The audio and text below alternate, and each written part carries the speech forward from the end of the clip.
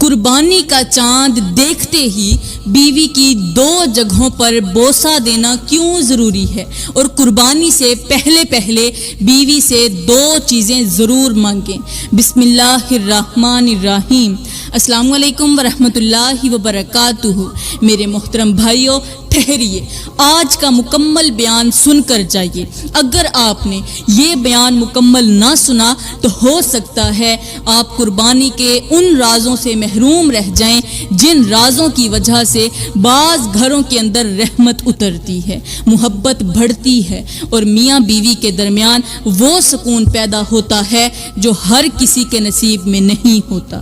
آج کے اس بیان میں آپ کو بتاؤں گی کہ قربانی کا چاند دیکھتے ہی بیوی کی 2 جگہوں پر بوسہ دینا کیوں ضروری ہے، اور قربانی سے پہلے بیوی سے وہ کون سی 2 چیزیں ضرور مانگنی چاہیے جن کی وجہ سے گھر کے اندر محبت بھی بڑھتی ہے، برکت بھی بڑھتی ہے، اور میاں بیوی کے رشتے کے اندر ایک عجیب سا سکون بھی پیدا ہو جاتا ہے۔ میرے محترم بھائیوں، بہت سے لوگ قربانی تو کرتے ہیں، مہنگے جانور بھی خریدتے ہیں، بڑے بڑے دعوے بھی کرتے ہیں، مگر ان کے گھروں کے اندر محبت ختم ہو چکی ہوتی ہے۔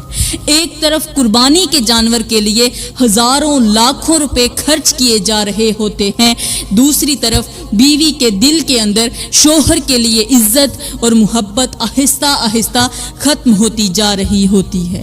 ایک طرف زبان پر دین کی باتیں ہوتی ہیں، دوسری طرف گھر کے اندر خاموش نفرتیں پل رہی ہوتی ہیں۔ یہی وجہ ہے کہ بعض گھروں میں پیسہ تو ہوتا ہے مگر سکون نہیں ہوتا، عبادت تو ہوتی ہے مگر دلوں کے اندر محبت نہیں ہوتی۔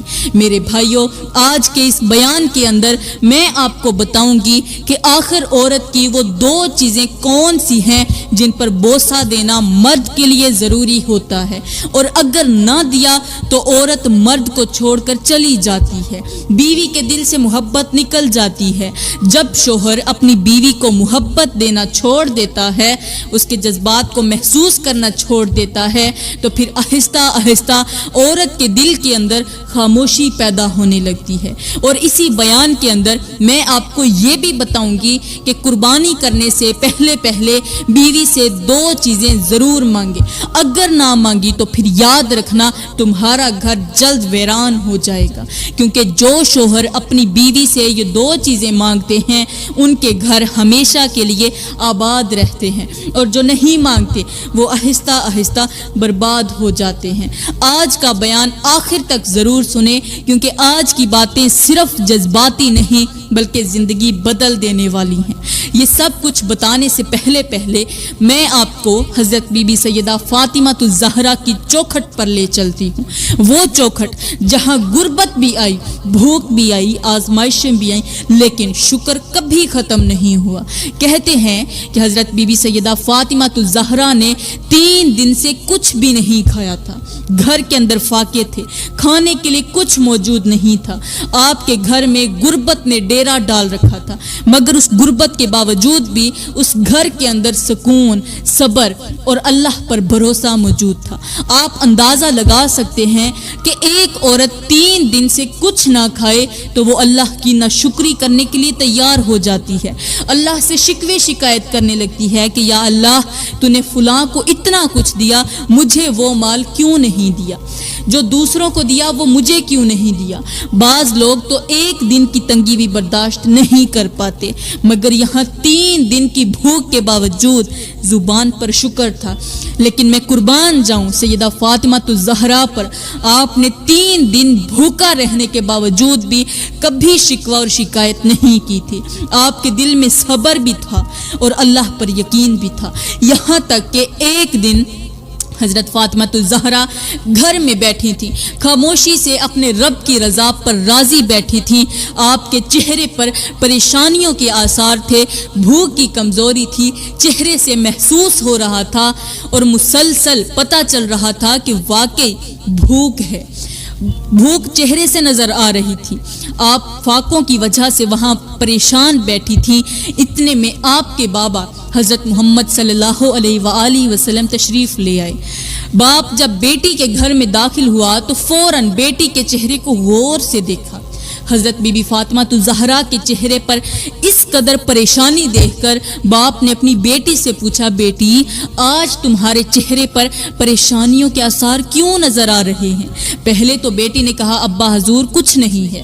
حضرت سیدہ فاطمہ الزہرا اپنے بابا کو پریشان نہیں کرنا چاہتی تھی، لیکن پھر اچانک بیٹی نے بے ساختہ کہا، اے ابا حضور 3 دن سے آپ کی بیٹی نے کچھ نہیں کھایا اور دھوپ بہت زیادہ تنگ کر رہی ہے۔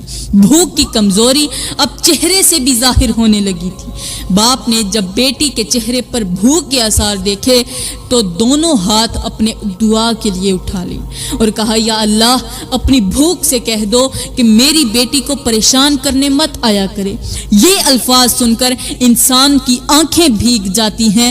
سبحان اللہ، وہ باپ جو اللہ کا محبوب ہے، جو نبیوں کا سردار ہے، اگر وہ باپ چاہتے تو جنت سے پھلوں کے خوشے توڑ کر فاطمہ کے گھر کو بھر دیتے۔ اللہ کے نبی کے لیے یہ مشکل نہیں تھا، لیکن انہوں نے کہا، اے فاطمہ یہ دنیا مسافر خانہ ہے، یہاں چاہے غربت کے ساتھ بھی رہنا پڑے تو رہ لو، ہمارے لیے سب کچھ اگلے جہان میں ہوگا۔ یعنی اصل سکون اور اصل نعمتیں آخرت کے لیے رکھی گئی ہیں۔ یہ دنیا تو مسافر خانہ ہے، اس لیے صبر کرو، کیونکہ دنیا کی زندگی ہمیشہ رہنے والی نہیں ہے۔ اللہ کے نبی نے یہ دعا نہیں کی کہ یا اللہ روٹی کا وسیلہ بنا دے، کھانے کا وسیلہ بنا دے، نہیں، اللہ کے نبی نے یہ فرمایا، اپنی بھوک سے کہہ دو کہ وہ میری فاطمہ کو رلانے مت آیا کرے۔ یہ کہتے ہوئے باپ واپس چلے گئے اور حضرت بی بی فاطمہ الزہرا اپنے باپ پر رشک کرنے لگی اور خوش ہونے لگی کہ میرے باپ نے میرے حق میں دعا کی ہے۔ بیٹی کے دل کو اپنے باپ کے الفاظ سے سکون مل چکا تھا۔ اتنے میں حضرت سیدنا علی جو کہ حضرت بی بی فاطمہ الزہرا کے شوہر تھے، وہ فاطمہ کے گھر کے اندر داخل ہوئے۔ پورا دن گزر چکا تھا اور چہرے پر محنت کی تھکن بھی تھی۔ اس نے بھی فاطمہ کے چہرے پر جب بھوک کے آثار دیکھے تو رہا نہ گیا۔ شوہر بیوی کے چہرے کی خاموشی بھی سمجھ لیتا ہے۔ خاموشی سے گھر سے باہر نکلی اور کہیں دور چلے گئے۔ ان کے دل میں صرف ایک ہی فکر تھی کہ کسی طرح آج فاطمہ کے لیے کھانے کا بندوبست ہو جائے۔ دیکھا کہ ایک یہودی کھڑا ہے، وہ کسی مزدور کی تلاش میں نظر آ رہا تھا۔ اس کے قریب جا کر کہا کہ مجھے کام مل جائے گا۔ حضرت علی کے لہجے میں عاجزی بھی تھی اور فکر بھی۔ اس نے کہا، کام تو مل جائے گا، لیکن کام ہے بہت سخت۔ وہ پہلے ہی ڈرانا چاہتا تھا۔ حضرت علی نے فرمایا، کوئی بات نہیں، جب کرنی ہی مزدوری ہے، جب میں نے اپنی شہزادی کے لیے کھانے پینے کا بندوبست کرنا ہے تو پھر سخت ہو یا نرم ہو، میں نے تو ہر حال میں کام ہی کرنا ہے، کیونکہ محبت کرنے والے انسان بہانے نہیں ڈھونڈتے، وہ تو راستے ڈھونڈتے ہیں۔ حضرت علی پورا دن کام کرتے رہے، بھوک کے باوجود بھی آپ مسلسل محنت کرتے رہے۔ ظاہر ہے آپ نے بھی تو 3 دن سے کچھ نہیں کھایا ہوگا، کیونکہ اگر خود کھاتے تو اپنی بیوی کو بھی ہر حال میں ساتھ میں کھلاتے۔ حضرت علی خود بھی 3 دن سے بھوکے تھے، جسم میں کمزوری بھی تھی، مگر دل میں فاطمہ کی فکر اس سے کہیں زیادہ تھی۔ کام بہت سخت تھا، ہاتھوں میں درد بھی ہونے لگا تھا اور جسم بھی تھک چکا تھا، لیکن پیچھے یہودی آوازیں کستے ہوئے کہتا تھا، تیزی سے کام کرو، جب کام کرنا آتا ہی نہیں تو پھر کام کو ہاتھ کیوں لگاتے ہو۔ وہ بار بار سخت باتیں کر کے حضرت علی کو تکلیف پہنچا رہا تھا۔ حضرت علی کام بھی کرتے رہے اور یہودی کی باتیں بھی سنتے رہے۔ ایک طرف یہودی کی کڑوی باتیں تھیں، دوسری طرف سیدہ فاطمہ الزہرا کی بھوک تھی۔ حضرت علی خاموش تھے کیونکہ ان کے دل میں صرف اپنی بیوی کا خیال چل رہا تھا۔ کام کرتے کرتے شام ہو گئی، سورج ڈھل چکا تھا، مگر حضرت علی اب بھی محنت میں لگے ہوئے تھے اور حضرت علی پسینے سے شرابور تھے، جسم تھک چکا تھا، ہاتھوں میں کمزوری بھی آ چکی تھی، مگر دل میں ایک ہی فکر تھی کہ آج فاطمہ کے لیے کچھ نہ کچھ لے کر ضرور جانا ہے۔ خیر، بڑی ہمت کے ساتھ کام مکمل کر لیا اور یہودی سے مزدوری لینے کا مطالبہ کیا۔ حضرت علی اب اپنی محنت کی اجرت مانگ رہے تھے۔ یہودی نے کہا کہ میں آج تو مزدوری نہیں دے سکتا، کل ضرور دوں گا۔ وہ اب بات بدلنے لگا تھا۔ حضرت علی نے فرمایا، نہیں، میں ہر حال میں لے کر جاؤں گا، میرے بچے 3 دن سے بھوکے ہیں، حضرت علی کے لہجے میں درد بھی تھا اور مجبوری بھی تھی۔ اور یہ سخت کام آپ نے فرمایا بھلا کون کرتا ہے؟ گرمی کی شدت ہے، اس کے باوجود بھی میں نے یہ سخت کام کیا ہے۔ پسینہ مسلسل جسم سے بہہ رہا تھا اور تھکن بھی حد سے بڑھ چکی تھی، تو اس کا مطلب یہ ہے کہ میں بہت مجبور ہوں۔ حضرت علی اپنی مجبوری بیان کر رہے تھے تاکہ شاید اس یہودی کے دل میں رحم آ جائے۔ کہا میں نے ہر حال میں ابھی اور اسی وقت اپنی اجرت لے کر جانی ہے، کیونکہ گھر کے اندر بھوک میرا انتظار کر رہی ہے۔ اب وہ یہودی کہتا کہ میں آج نہیں دوں گا، کل دوں گا۔ وہ مسلسل اپنی بات پر اڑا ہوا تھا۔ حضرت علی کہتے نہیں، میں آج ہر حال میں لے کر رہوں گا۔ حضرت علی بار بار اپنی محنت کی اجرت مانگ رہے تھے۔ اتنے میں تیسرا شخص آیا اور وہ بھی یہودی ہی تھا۔ اس نے دونوں کو بحث کرتے ہوئے دیکھ لیا تھا۔ اس نے کہا بھائی کیوں آپس میں جھگڑ رہے ہو؟ وہ دونوں کے قریب آ کر کھڑا ہو گیا۔ حضرت علی فرماتے کہ بھائی میں نے اس کا کام کیا ہے، اس کی مزدوری کی ہے۔ اور حضرت علی اپنی بات سمجھا رہے تھے۔ پہلے تو یہ کہہ رہا تھا کہ آج ہی آپ کو اجرت مل جائے گی، لیکن کام ہونے کے باوجود اب یہ کہتا ہے کہ کل اجرت دوں گا۔ حضرت علی کے دل میں یہ بات بہت تکلیف دے رہی تھی۔ آپ نے کہا مجھے آج ہر حال میں چاہیے، کیونکہ اس وقت حضرت علی کے دماغ میں ایک ہی سین چل رہا تھا اور وہ تھا سیدہ فاطمہ کی بھوک۔ ان کے ذہن میں بار بار فاطمہ کا کمزور چہرہ نظر آ رہا تھا۔ حضرت سیدہ فاطمہ الزہرا کی بھوک نے حضرت علی کو مجبور کر رکھا تھا۔ یہی فکر انہیں خاموش نہیں رہنے دے رہی تھی۔ حضرت علی بار بار کہہ رہے تھے یہودی کی طرف اشارہ کرتے ہوئے کہ ہر حال میں آج اجرت لے کر ہی جاؤں گا، کیونکہ آج گھر خالی ہاتھ جانا ممکن ہی نہیں تھا۔ وہ جو تیسرا شخص درمیان میں آیا تھا اس نے کہا جی میں اپنی جیب سے آپ کو اجرت دے دیتا ہوں، کل میں اس یہودی سے اجرت لے لوں گا۔ اس نے حضرت علی کی مجبوری کو محسوس کر لیا تھا۔ حضرت علی نے فرمایا ٹھیک ہے، کیونکہ اب ان کے دل میں صرف جلدی گھر پہنچنے کی فکر تھی۔ اس نے حضرت علی کو اجرت دی، جو تیسرا شخص تھا اس نے، اور حضرت علی تیز قدم بڑھاتے ہوئے اجرت لے کر بازار کی طرف چلے گئے۔ ان کے قدم تیز تھے کیونکہ دل میں ایک ہی خواہش تھی کہ آج فاطمہ اور بچوں کے لیے کچھ لے کر گھر جاؤں۔ حضرت علی بازار کی دکان پر گئے۔ آپ کے ہاتھ میں اب محنت کی کمائی تھی۔ وہاں پر ایک مچھلی خریدی اور کچھ روٹیاں خریدی۔ حضرت علی کے دل میں خوشی بھی تھی کہ آج فاطمہ اور بچوں کے لیے کھانے کا بندوبست ہو گیا ہے، اور پھر وہاں سے تیزی کے ساتھ چلتے ہوئے حضرت علی گھر کی طرف روانہ ہو رہے تھے۔ آپ کے قدم مسلسل تیز ہو رہے تھے۔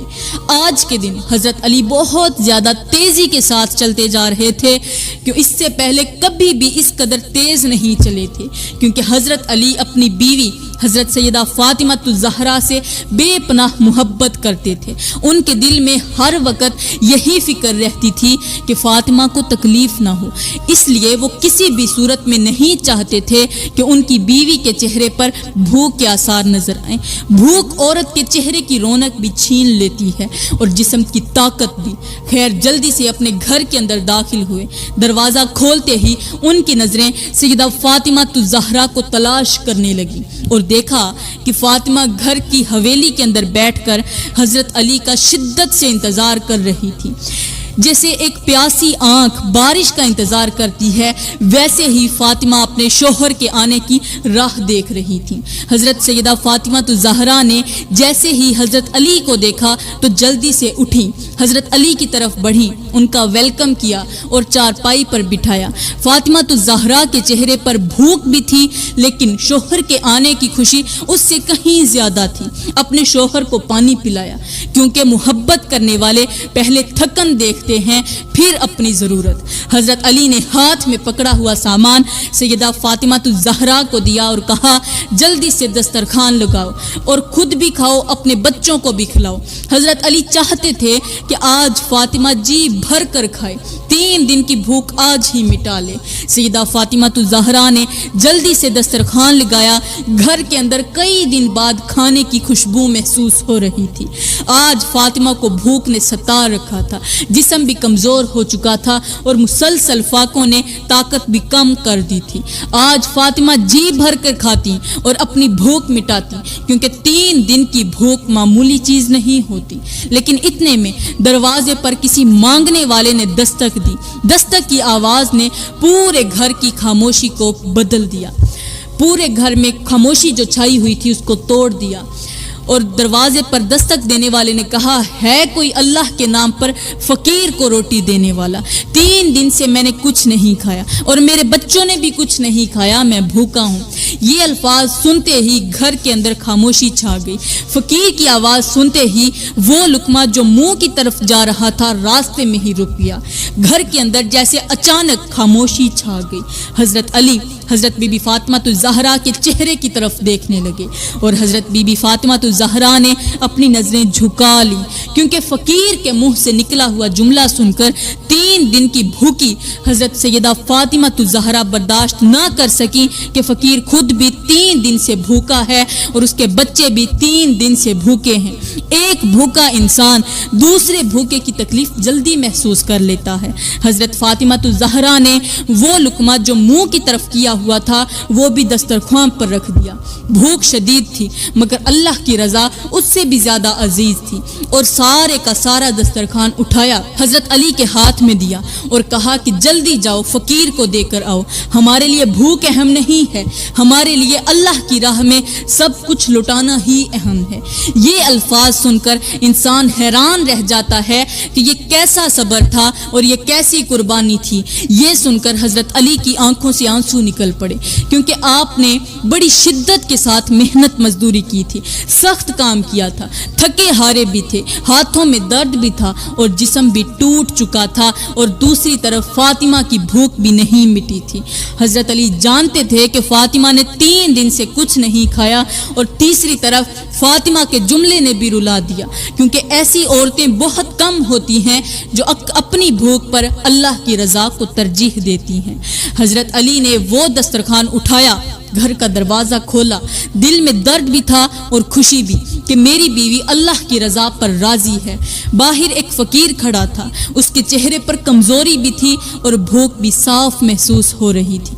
بڑی مسکراہٹ کے ساتھ فقیر کے ہاتھ میں وہ دسترخوان تھما دیا اور کہا، جا اللہ تیرا بھلا کرے، اپنا اور اپنے بچوں کا پیٹ پال لو۔ حضرت علی نے اپنی ضرورت پر فقیر کی ضرورت کو ترجیح دی۔ فقیر نے وہ دسترخوان لیا اور خوشی سے 2 قدم چلا ہی تھا کہ اچانک فقیر نے حضرت علی کی طرف مڑ کر دیکھا اور آواز دی، اے علی رکو۔ حضرت علی وہیں رک گئے۔ آپ حیران تھے کہ فقیر دوبارہ کیوں بلا رہا ہے۔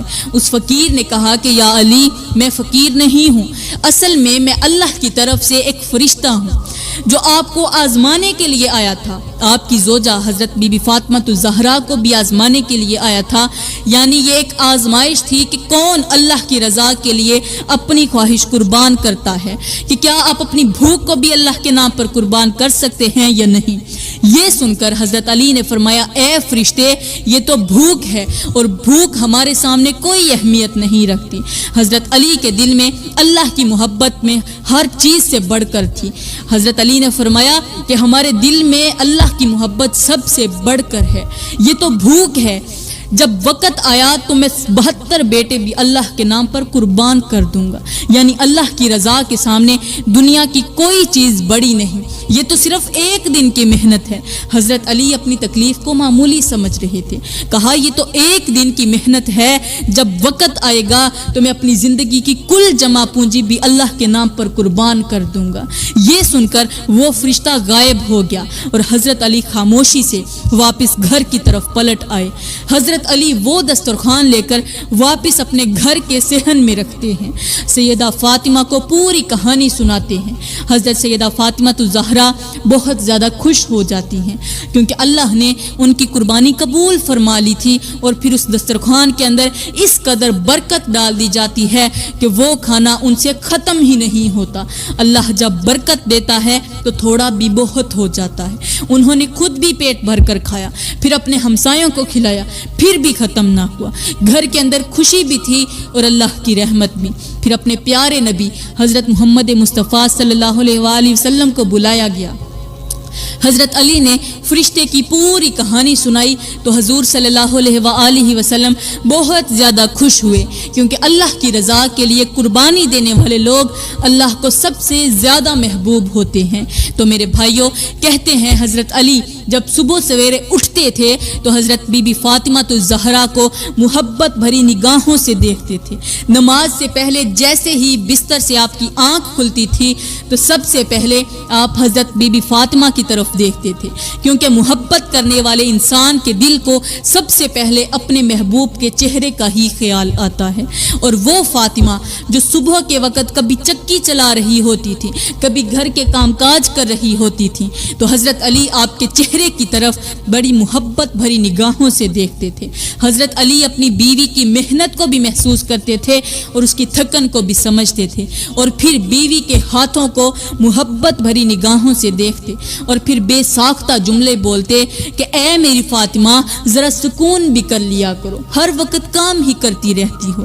یہ الفاظ چھوٹے ضرور تھے مگر ان کے اندر محبت بہت بڑی تھی۔ تو یہ وہ جملہ ہوتا تھا جو سیدہ فاطمہ الزہرا کو سکون دیتا تھا، سیدہ فاطمہ الزہرا کی تھکاوٹ کو ختم کر دیتا تھا، کیونکہ عورت کو صرف کھانا کپڑا نہیں چاہیے ہوتا، عورت کو احساس بھی چاہیے ہوتا ہے۔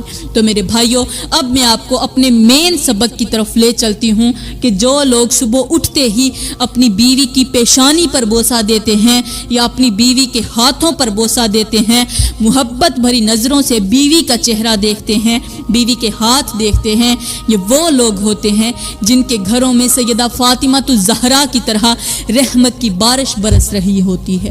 ان کے گھروں کے اندر سکون بھی ہوتا ہے، محبت بھی ہوتی ہے، اور دلوں کے اندر نرمی بھی باقی رہتی ہے۔ یہ وہ لوگ ہوتے ہیں جو کبھی بھی بیوی کی وجہ سے پریشان نہیں رہتے، کیونکہ محبت عزت پیدا کرتی ہے اور عزت سکون پیدا کرتی ہے۔ یہ وہ لوگ ہوتے ہیں جن کے گھروں پر اللہ کے فرشتے آ کر رزق دیتے ہیں، رزق کی بارش برستی ہے، کیونکہ جس گھر کے اندر محبت زیادہ ہو اس گھر سے رحمت دور کبھی نہیں جاتی۔ اس لیے میں کہتی ہوں اگر تم بھی چاہتے ہو کہ تمہارے گھر میں ہر وقت خوشیاں رہیں، برکتیں رہیں، رحمت کی بارش برستی رہے، تو آپ لوگوں کو چاہیے کہ آپ بیوی کے ہاتھوں پر بوسہ دیا کرو، پیشانی پر بوسہ دیا کرو، اور بیوی کو محبت بھری نظروں سے دیکھا کرو، کیونکہ عورت کے دل تک پہنچنے کا راستہ عزت اور محبت سے گزرتا ہے۔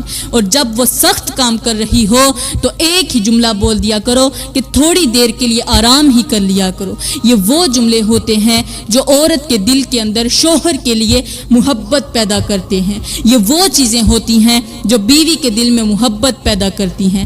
تو میں دعا کرتی ہوں اللہ تعالیٰ ہماری آج کی حاضری قبول فرمائے، اللہ تعالیٰ ہر میاں بیوی کے درمیان محبت پیدا فرمائے، عزت پیدا کرے اور گھروں کے اندر سکون عطا فرمائے۔ آمین ثم آمین، وما علینا الا البلاغ المبین۔